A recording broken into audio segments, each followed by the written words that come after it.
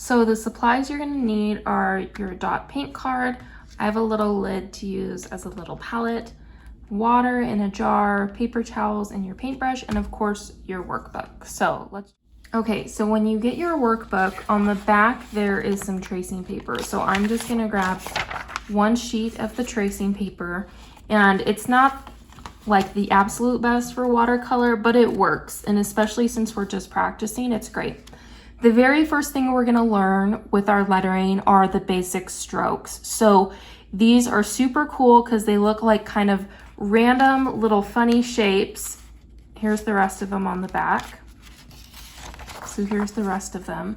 But they actually combine to make the lowercase letters. And so I love teaching people this. It's really a great foundation for any type of lettering to have the knowledge of these basic strokes. So today, that's what I'm gonna teach you. Gonna walk you through these basic strokes. And I think I'm gonna add one more that's not on here that I think will be really helpful specifically for watercolors. So let's jump in. The other thing that's really great about tracing paper is you can just set it right over the top here so that you can be able to trace these as well. And one more thing, if you're not really feeling super confident with the paintbrush and you just don't want to do that right now, that's totally fine and something you can work up to.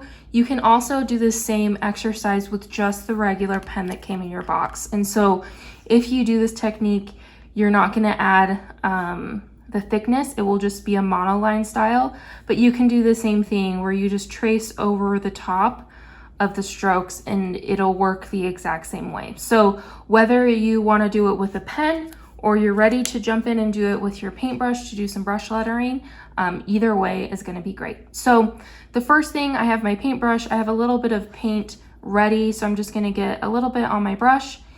And one important thing about lettering is anytime you're moving your pen in an upward direction, you want to have light pressure. So I'm holding about here. I'm using very light pressure and I'm just moving my pen up in a slight curved way. Okay, I'm gonna get a little bit more paint. That's called the upstroke. Sorry, I didn't say the name of it, but they're all labeled. The next one is the downstroke. This one I need to use more pressure. So I'm gonna utilize some of the side of this, the paintbrush. It's not a nib, bristles. So I'm going to be pressing more on the side as I press down, and I'm using more pressure. I'm not trying to do it lightly. I'm trying to press down more so that the paintbrush will cover more surface area. So that's called a downstroke, and it's just straight down. And again, remember, we're moving up here, so it's a thin line. We're moving down here, so it's a thick line. The next one is called an overturn. This one is our first example where we're going to be transitioning from a thin line to a thick line, from light pressure to heavy pressure. So what we want to do is we'll be moving up with light pressure, and then we're going to transition to heavy pressure as we come down. And you'll notice I'm moving pretty slowly. I'm not trying to race through this. The slower you go, the easier the transition from thin to thick are. So let's do a few more. Thin pressure, heavy pressure. It's kind of this upside down U shape. And you'll also notice we're doing this at an angle. So if we look at this angle line that's going up on the on the paper, we want this to kind of land in the center axis of the underturn. So let's do a few more. Light pressure to heavy pressure, light pressure, transition to heavy, and down. Okay. The next two are similar in shape. So we have the underturn. So it's just kind of a reverse of this one. So we're going to start with the heavy pressure, and then we're going to transition to thinner pressure. And this one for me is a little bit harder than the other. But heavy pressure, transition, light pressure. This other one here on this line is called a comma dot. It's the exact same motion as this underturn, but we're just making it a little shorter.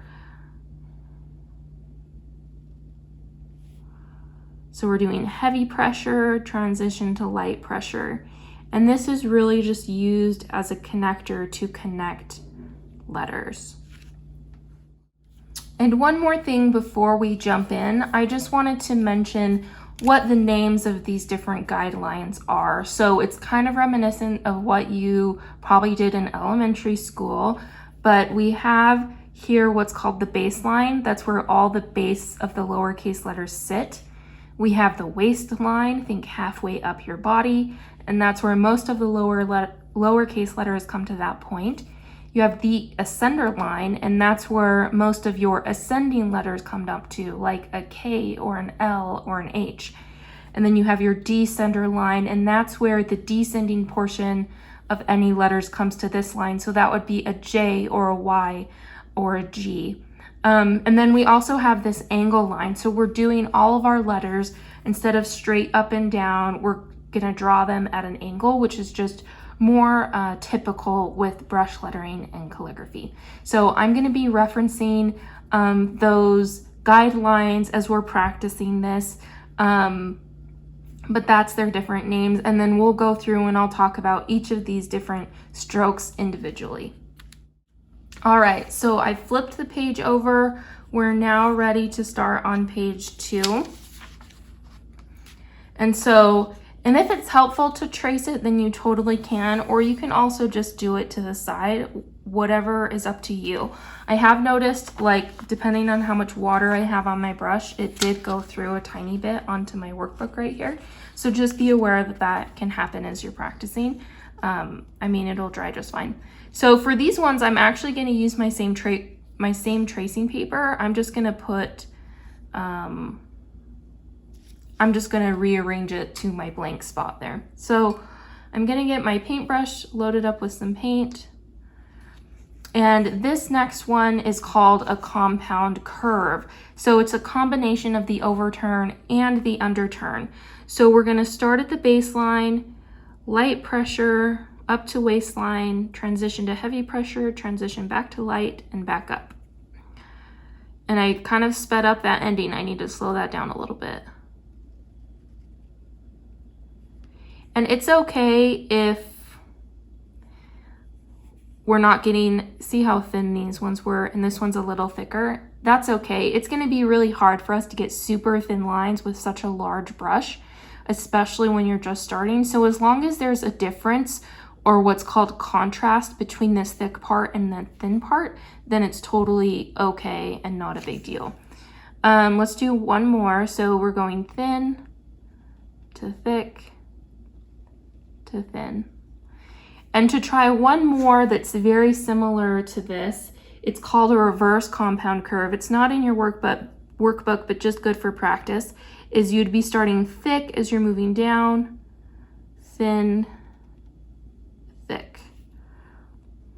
So thick, transition to thin, and then thick. So this is just a good exercise, and it's a combination. You'll see this a lot with an I or an N. If we add that, we'd have IN. So it's just a good practice. So it's thick to thin to thick. Okay, next is the O form. This, I think, is one of the trickier strokes. We'll get a little bit more paint. On the O form, we want to start at the 2 o'clock position. So if the O was a clock, we'd be starting over here. And as we're going, we're gonna start and we're gonna move up, and we're transition to thick, transition to light, and then connect it. And so this one is a lot harder with this thicker brush, because you'll notice as you're going, your tip is like moving in different directions. So I like to try to keep it so it's going this way and down and up. And it's okay with this one. Normally with a brush pen, I would say don't lift up until you've finished your stroke, or at least a portion of the stroke. But this time with this brush, sometimes you need to reposition the angle a little bit. So another way you could try it would be more upright as you're doing it, and your hand isn't resting as much on the paper. And that one seems to be a little bit easier for me to be at a more upright position versus a side. And you're usually more at a side with a brush pen. So try that. You can experiment with the angle that you're holding your brush to see if that helps. And really, we want these ones to follow the angle. So these ones didn't quite do that. So I'm going to draw the next one right on that angle line to see if I can get that better shape.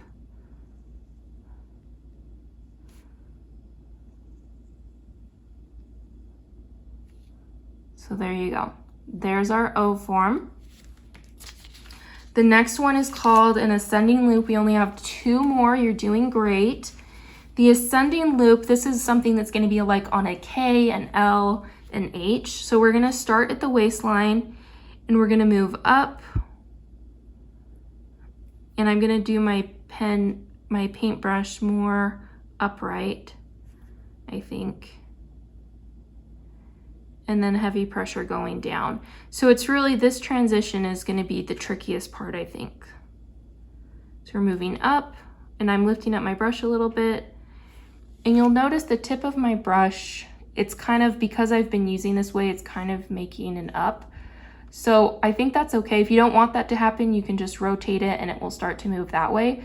But it's working better if I'm staying with this angle as I'm going around,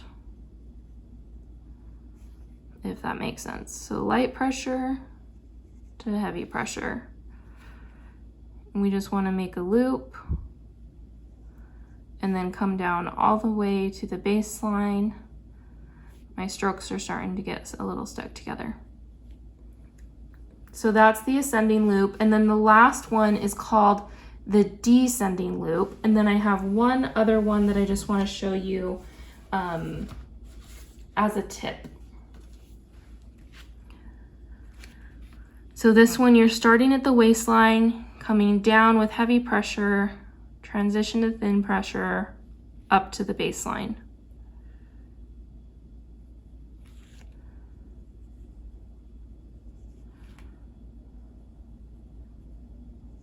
So that's a descending loop. The very last one, so this last one I want to show you is a reverse oval.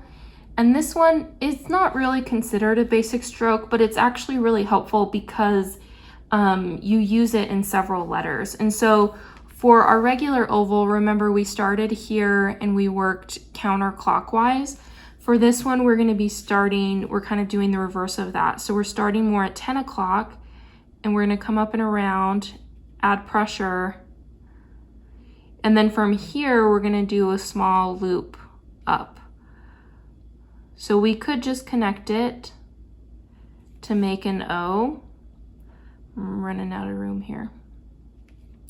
But doing this little extra part helps too, because it's going to help connect to the next letter. So this is, for example, this is on a B. So we could even start it lower, would be better. And we'd come around and then that's the up. So that's why we're practicing this. This isn't a basic stroke. It was just something that I was like, this would be helpful just to practice. So if you just start at the baseline, you're going to curve up and then loop around to a small loop and go up. And so that's something just to practice if you'd like to. Please let me know if you have any questions about these basic strokes. I'd love to help you or answer them if I can.